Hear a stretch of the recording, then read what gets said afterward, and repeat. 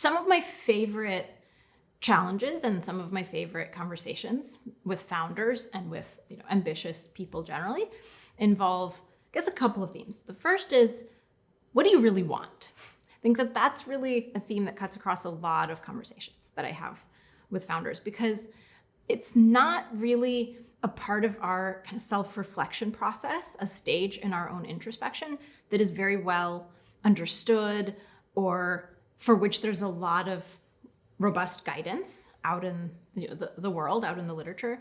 I think because largely we kind of assume people have certain goals, they kind of just come built in with them. And then there are all of these strategies, all of this advice about how to execute on your goals. But how you choose your goals to begin with and what makes them your goals and what makes them kind of sincere goals, right? Given especially opportunity costs, given anything and everything that you could be doing instead, given where's this goal actually coming from? And toward what long-term vision, mission, purpose is it actually driving you, right? And to what extent is it fully yours? To what extent do you own it, right? And what are the deal breakers? At what point would you pivot from this goal, right? And pursue something different, and why?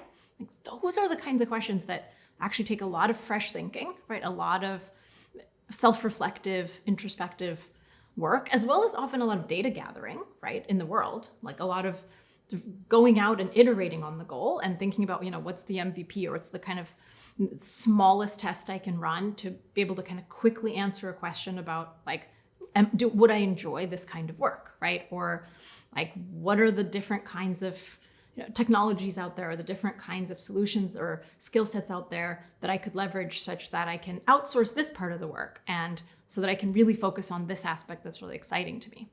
So that's a really big part of my conversations. And then being really honest with ourselves about, maybe we know what we really want or what we don't want, but we don't know how to put that into words, and we don't know how to say it even to ourselves, much less to the other stakeholders involved, right? So kind of preparing for the really hard conversations. That's a really big theme, and one where we kind of transition from the kind of goal clarification to the execution, to well, how would you deliver this feedback, and how are you going to say no, right? Or how are you going to convey that you're going to break up, or you're going to do this pivot, or whatever the case may be, and sort of managing all the expectancies around how that could go, right? What's the worst case scenario actually, and would you be able to tolerate it, and how would you handle it? And what's the best case scenario, which we often don't think about, because we tend to just naturally be kind of risk averse and focused on the cost, but not necessarily be modeling